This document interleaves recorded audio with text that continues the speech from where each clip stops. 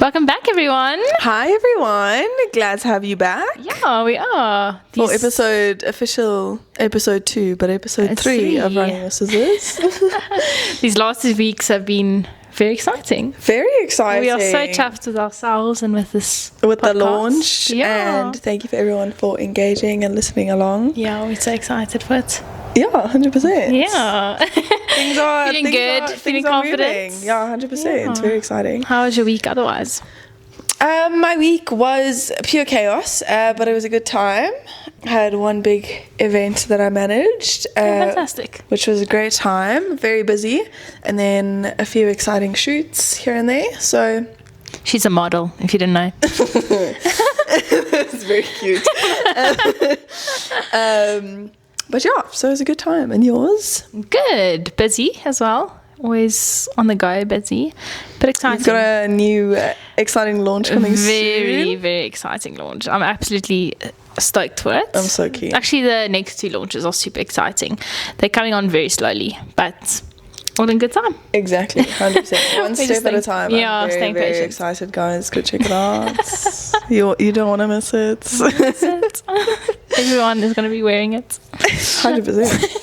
Anyway, today we thought we'd chat about one of the hardest things to do when you start a new career or chase a passion, and that would be just owning your space and finding your voice, finding confidence in the space. So we're sharing 4 tips on how to conquer the space and to make it your own. So I think, like, at the end of the day, if it was possible to implement all these things that we're planning to talk about, I think you'll become unstoppable. But to jump in to point number 1, which is defining your space and kind of like creating a safe space for yourself, and it has a lot to do with like the internal part of your personal identity and figuring out who you are, what you want, what makes you happy, your passions. Because if you have a passion and you turn it into a purpose, you don't understand how much confidence that gives you. Absolutely. To kind of just run with a plan or an idea. Especially because you like it so much or love, like you have a passion for it, or the industry or whatever it brings joy. It brings so much joy, And that purpose statement, for me, that just changed my life, was like getting that extreme purpose. And on that point of finding your purpose and your passion, I think it's definitely something that you have to work on every single day. Like, it's not just an easy once-off thing, but creating that space yourself. When I was on this journey, I made a very nice thing, and I know you met him as well, and that is impostor syndrome. Feeling like you aren't meant to be here, or you aren't meant to be in the space. You don't deserve it. Yeah. Don't deserve it. I remember very vividly, like one of my very first launches, when it took very long to get there, and when I finally got there, I was like, who the hell do I think I am? I've just done this. So true, yeah. But it's tough sometimes, and wondering, are you really meant to be here or not? So, like, be in the space, be in this career. But yeah, 100%. I think it's also, for me, what helped me was, and it sounds a little bit cringe, but surrounding myself with people that made me feel confident, made me feel good about myself, made me feel like I deserve to have the things that I have. And I think, well, we never really do, but just validating you and basically like reminding you've worked really hard to get to this point, and being proud of you as well, because vocalizing that exactly 100%. And it sounds so cringe. We had the conversation the other day about like having people, surrounding yourself with people that you feel comfortable enough to like ask them, listen, can you just quickly remind me, like, I'm okay, I'm fine, and like that I'm actually a good person, that I've actually like worked hard enough for this, and so like that sense of community is also really important. But with that, I think on the inner piece, like finding your voice in your inner self, definitely comes with setting boundaries as well, because people can be really good to you, but their opinions can be really negative and really bad, especially when people don't understand your vision or where you're going with especially if it's close people that you really care what they think, and they play a big role in your life. Absolutely, that's a really, really tough one. But I think once again it comes back to the fact that you need to be confident in yourself, and you need to find that value in who stand you your are. Ground. Yeah, you need to stand your ground. And it can be small things like writing yourself a letter for the times when you feel like you're not. Yeah, when times get difficult or you have imposter syndrome, kind of just like reminding yourself that actually, listen, you're doing great. Calm down and you're going to be fine, and kind of like take it one step at a time. Some days you're going to wake up and you're not going to feel confident. No, in the space, yeah, absolutely. 100%. No. And then I think in my head is a big one is showing up for yourself, and once again, like, yes, you have to set those boundaries, but you also have to show up for yourself and keep to those boundaries, like absolutely respect your boundaries that you set, but also kind of like set yourself goals, like achievable goals, small goals that at the end of the day, once you've like achieved all these little goals, you're like, oh, actually, like, well done. You're kind of like building up that confidence slowly over time. I mean, even with me, like just going to the gym or like being active and working out, is when I set myself or a specific goal for myself and I achieved it, I was so shocked because I was like, look at me, like I can show up for myself, because I'm very much the type of person to like just show up for everyone else and kind of like neglect myself. So it was really interesting, and that achieving that gave me so much confidence to be like, actually, I can be there for myself, and I can stand up for myself, and I can achieve these things. I just need to believe in myself and know that I can do it. Yeah, and I think it is really important to, if you have a goal and you're working towards something, every single day you have to do one thing towards that goal, and that's showing up to yourself in that space. And so, as you said, whether it's like one or two things, working towards it, just you need to keep working for future you's dreams, because otherwise it's just not going to get done. That's the hard reality of it. And even like with the imposter syndrome, is kind of just like, even on the days that you don't feel worthy, still just go for it, because actually it's not that deep. Who cares? So like, who says you don't deserve it? Who says, who's gonna step on you? Who's gonna like break you down? It's technically only all you can do is fail. That's literally like the worst that can happen. Yeah, and you can get up and carry on. Exactly, and you'll be fine again. So just even when times get hard and you don't believe in yourself, and still just keep going. Just keep going. Like if it's 1% and you're doing something little, it's all going to add up at the end of the day. Going into the second point, and that would be finding your voice, and that's more like external, finding your voice in community, external noise, and standing your ground in it. One of the things that I really found difficult, and actually recently have come over, like I'm over it now, but I didn't expect to struggle with it, and that was, I hated the question, what do you do for your living? Hated that question, because when I was a teacher, it's very easy. I'm a teacher, conversation's done. There's maybe like 2 follow-up questions. But when you do your own thing and you kind of take alternative path, the answer leads into more questions, into more questions, into more questions. And sometimes, especially at the beginning, when I was very unsure and very unsure of what's going to happen with my career, if it's even going to work for that matter, I was like, I don't want to spend so much time telling you because I don't know. That's all I want to tell you is I have no clue. Yeah, 100%. Literally nothing. But I had to learn that people will never, or let's say very rarely, asking it with malicious intent. They were genuinely curious, or they were jealous. They were just jealous that we had, that I had this freedom and could pursue it. And I needed to break down that negative talk in my head, thinking people asking me malicious questions, thinking they want all the answers when I don't have it, because they didn't necessarily want those answers because they don't know. It's probably small talk. Exactly. It's not that deep. And honestly, you need to just, I learned and told myself, you need to stand confident in it, because if I believe in myself, other people are going to believe in my business and believe in what I am doing. But yeah, that was quite difficult. I hated that question so much. When I was like between trying to figure out which industry I want to work in, what's going on. Like now, I love it when people ask me that question, because I'm like, I do this and I work a little bit on this and this project, and there's so many things going on, and I'm really excited and I'm so happy with like the space that I'm in. But a few months ago, I wanted to die every single time. It was so bad. I hated it so much.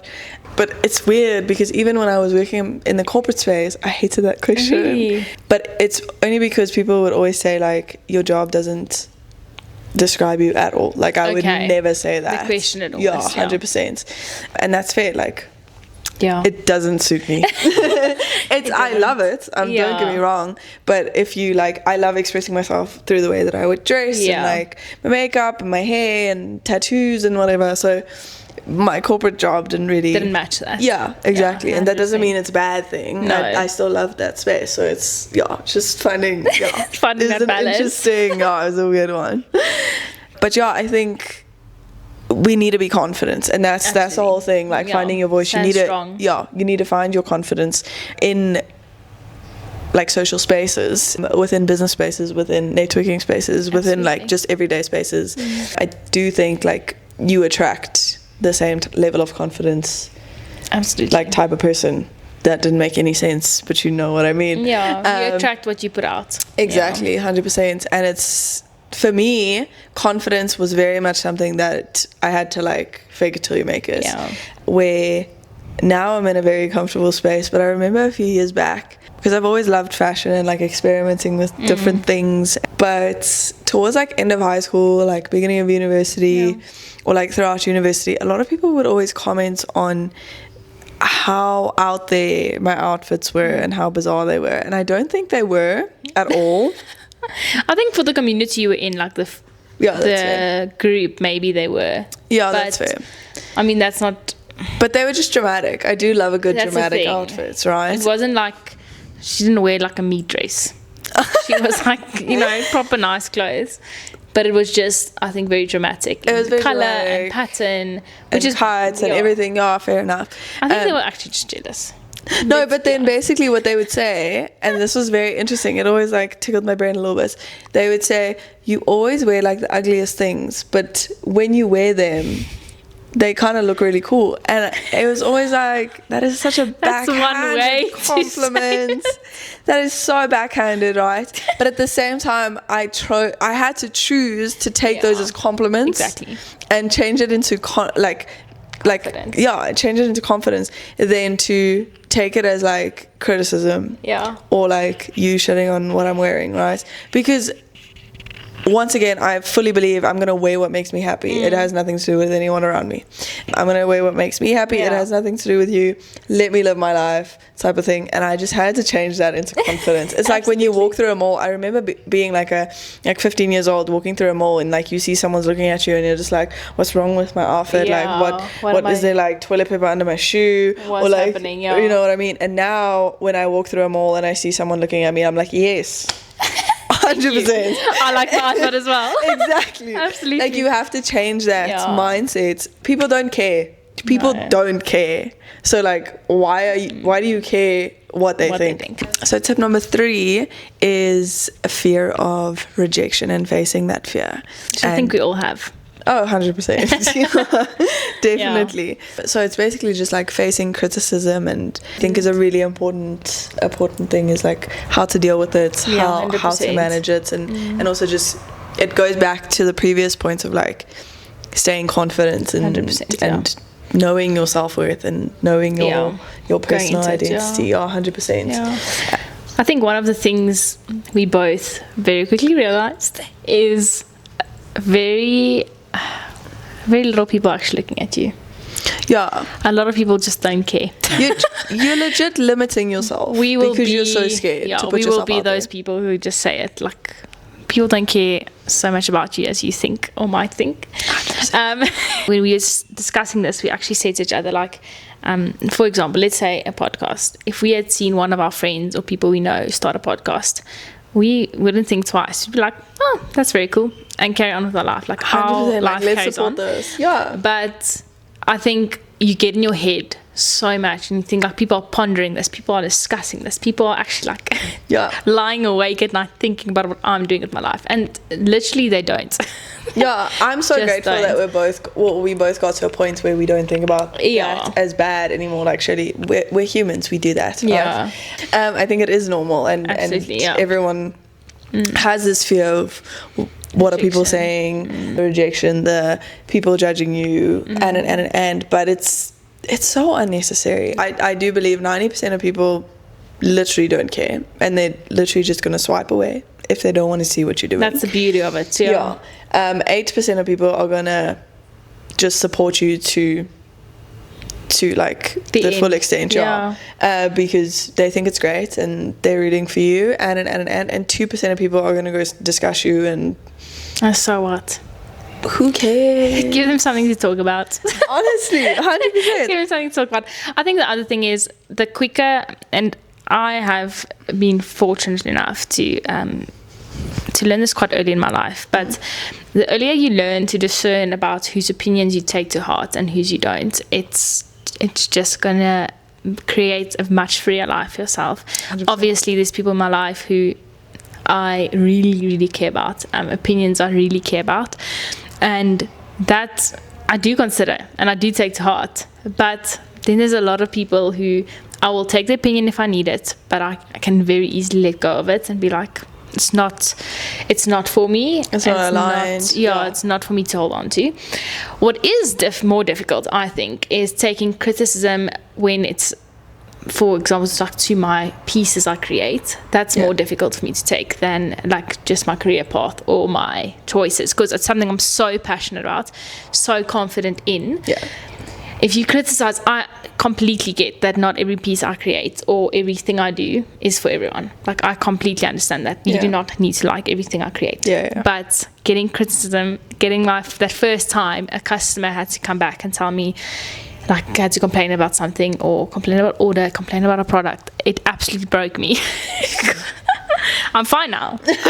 Really working through it, don't stress. But it broke me because when you're so confident in something, it's difficult to take criticism. But then you have to realize that it's not for everyone. It's never going to be for everyone, and that's okay. 100%. It says nothing about you, nothing about your product necessarily. It's just... It's a personal opinion. It's a personal opinion. And it's an experience for some human, and that's okay. That's fine. It wouldn't, like, I'm not everyone's cup of tea type of thing, you know?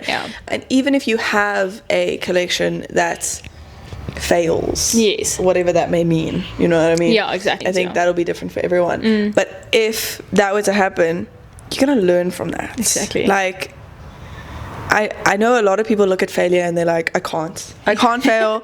I can't, like, there's no way. I will not lose. Failing is not losing. It is not. It is learning. And it's like, I had, even in my career, is I've had very specific ideas of what I want to do and how it's supposed to look and who I want to work for. And when they didn't work out exactly like they were supposed to, I had so much peace, firstly, because I knew, like, I am very much a believer of everything happens for a reason. But it's also like, your opinion has to change. As humans, we can't just, you have to grow. You have to, like, realize something that I thought was really, really cool, and I over-romanticized the shit out of it. It's not as great as you thought it was. It doesn't fit into my life. Exactly. It didn't fit into my life anymore. It doesn't fit into my life at all. And that's fine. It's actually, maybe, like, for me, when I thought I wanted to work in fashion, I thought that was, like, everything that I wanted. And I did that, and I was like, whoa. I mean, this is really cool, but it's not necessarily what I want right now. Like, I realized, and I'm glad that I got those experiences and those opportunities. Do I feel like I wasted 6 months of my life? No, definitely not. Because I would always have a what if. When starting a business and it fails, it is never a what if. At the end of the day, the people who criticize you, or the people who have opinions, firstly are few. Sometimes it'll be people you love, which might be out of just protection for you. And if you go against what they say, they still love you. If they're good people and good friends. The other people are either just not worth your time and your energy, or they probably I hate saying it, but they might be jealous, they might have like a personal resentment towards it, and that has nothing to do with you. Literally 100%. Nothing. Yeah. And you can leave that and you can walk past it, because that's nothing to do with you. It says nothing about you. But yeah, it's definitely a journey. Yeah. And it's something you have to constantly remind yourself on. No, 100%. But that's it. It very much comes back to the previous points of being confident. Yeah. Or the previous 2 points of, firstly, being confident in who you are, being confident with how you deal with people, to get to a point where you're not scared of rejection and you don't have a fear of failure anymore. Absolutely. I think we all have a fear of failure, and it's never going to go away. And it feels like in that moment of failure, it feels like your world is ending, and you feel really stupid and you're really embarrassed and but it's fine. The world's not going to end. No, you learn a lot. Yeah. No one's going to remember. It's like those moments you always tell, like, what's the most embarrassing moment that's ever happened? No one that was there probably remembers this. No, absolutely. It's just you.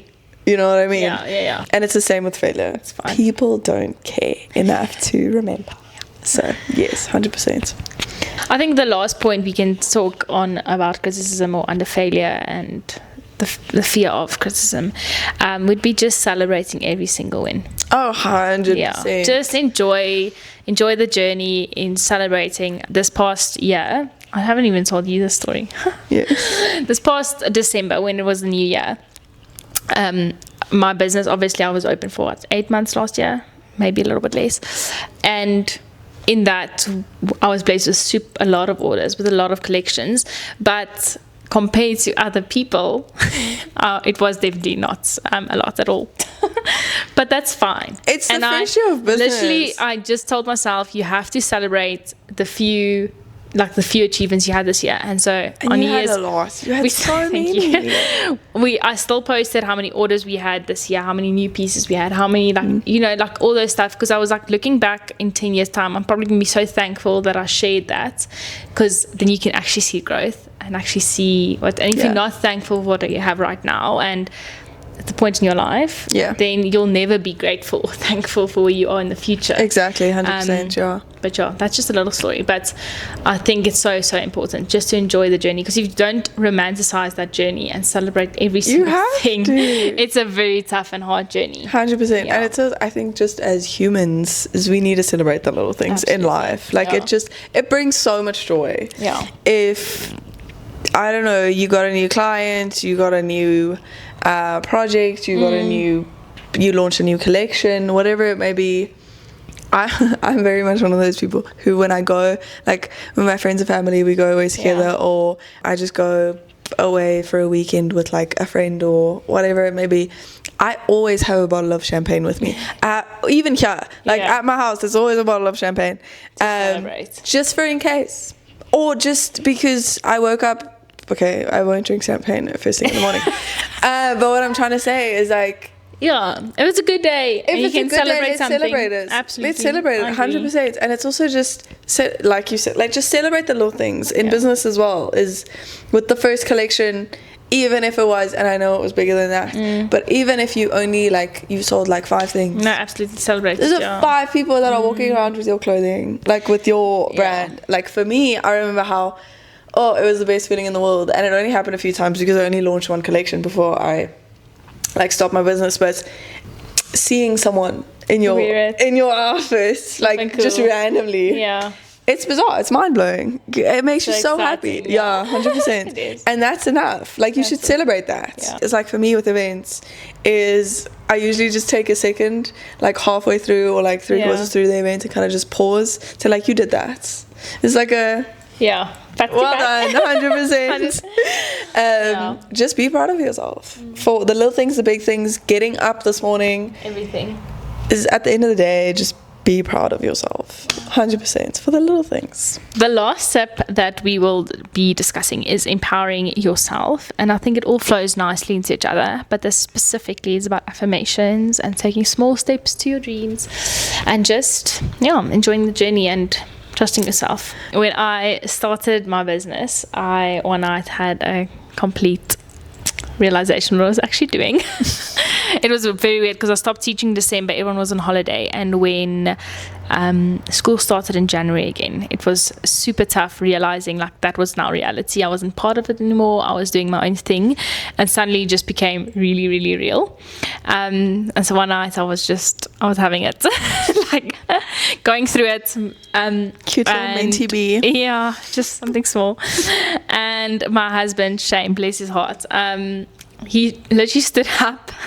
He went to go fetch a Cokie, and on our mirror in our bathroom, he just wrote like a whole mirror full of affirmations, 1 to 10, saying like, I am Laurie, I can do it. I know I'm on the right path, whatever. It'll make me emotional actually thinking about it right now. Sweet.